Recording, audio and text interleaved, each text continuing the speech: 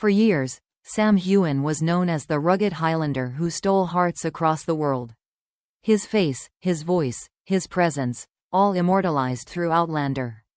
But after nearly a decade of being the embodiment of Jamie Fraser, Sam found himself yearning for something more, a challenge that would strip away the comfort of fame and test him in ways nothing else ever had. That test came in the form of one name that has terrified and transformed actors for centuries: Macbeth.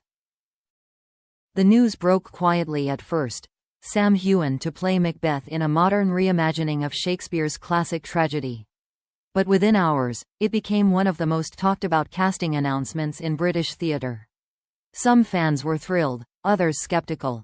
Could a television icon, known for romantic heroism and charm, truly embody one of literature's darkest, most tormented souls? For Sam, that question was exactly the reason to do it. "I needed to find fear again," he later admitted in an interview.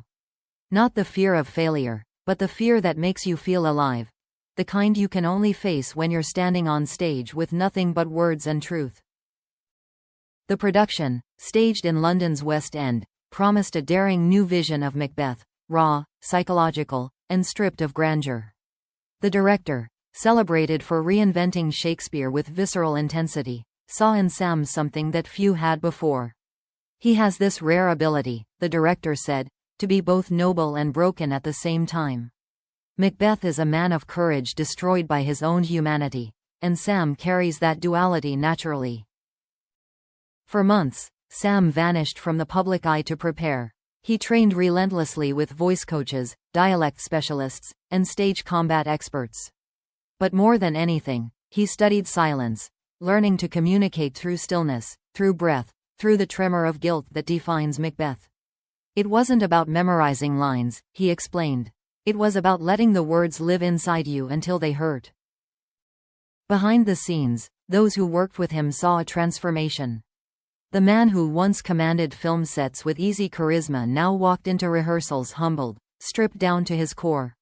He spent hours pacing the rehearsal floor barefoot, reciting soliloquies to the dark corners of the room, exploring every crack in Macbeth's descent into madness. "It was like watching someone exorcise their own demons," one stagehand recalled. The weight of expectation was enormous. Critics whispered that the production was a gamble. Some doubted that Sam could break free from the shadow of Jamie Fraser, a character defined by honor and love, to portray Macbeth, a man consumed by ambition and blood. But as opening night drew closer, those closest to him sensed something extraordinary. In one rehearsal, while delivering the haunting line, "Stars, hide your fires. Let not light see my black and deep desires," Sam's voice broke mid-sentence. He paused, then continued, softer this time, his eyes fixed on nothing and everything. The room fell silent. The director whispered, "That's it. That's the man." It was the moment Sam stopped acting Macbeth, and became him. Offstage, Sam spoke candidly about how the role mirrored his own journey. "Fame can be seductive," he said. "It promises everything, but it takes from you, too. Macbeth's hunger for power isn't so different from an artist's need for recognition. The danger is when you start to lose yourself in it." When the theater lights finally dimmed on opening night, London held its breath. The curtain rose to reveal Sam standing in the shadows, every muscle taut with unspoken tension. For 2 hours, he carried the audience through the rise and fall of a man destroyed by his own ambition. His voice thundered, his hands trembled, his eyes burned with guilt and grief. By the time the final line fell, "Tomorrow, and tomorrow, and tomorrow," you could hear the faintest sobs from the crowd. That night, Sam Heughan didn't just play Macbeth. He lived him. Every ounce of fame, comfort, and expectation melted away until there was nothing left but truth, raw, brutal, and breathtaking. The applause that followed wasn't just for a performance. It was for a rebirth. Sam had entered the theater as a beloved actor. He left it as something else entirely. A man reborn through tragedy. Standing on the edge between myth and mortality.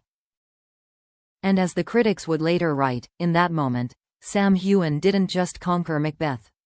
He became part of its legend. The morning after Sam Heughan's Macbeth premiere, London woke up to headlines that felt almost reverent. Heughan's Macbeth is a storm of fire and fragility.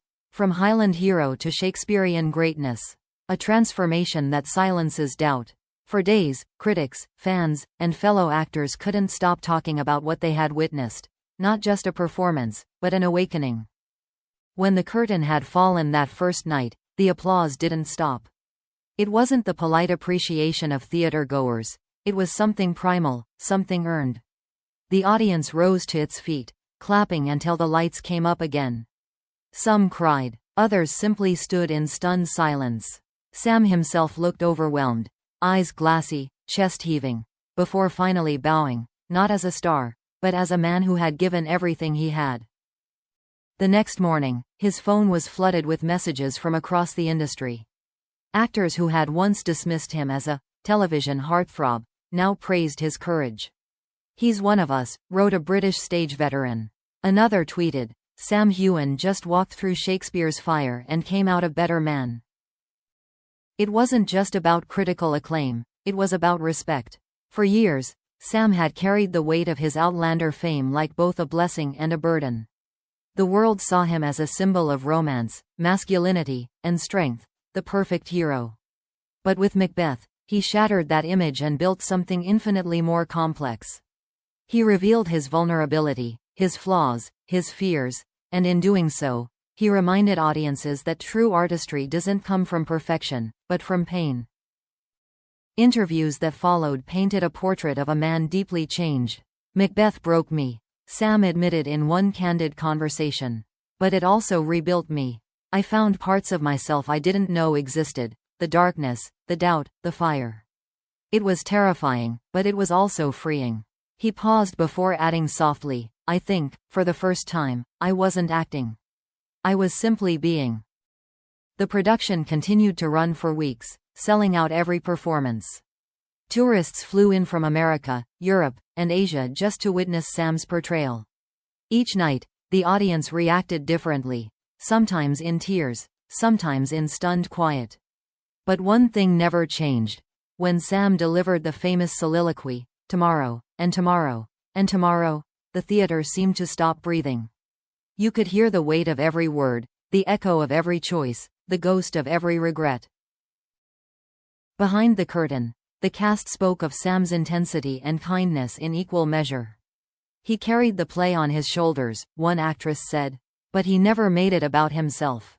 He made it about us, the story, the language, the message." Even the crew felt it. One lighting technician shared, "I've seen that speech hundreds of times in rehearsal, but it still gives me chills. He leaves everything on that stage." As reviews poured in, one particular line from The Guardian captured the essence of it all. "Sam Heughan's Macbeth is not a warrior, he's a wounded poet. And in that vulnerability lies his power."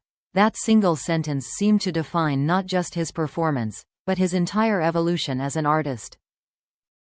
Outside the theater, something else was happening, a shift in how people saw Sam.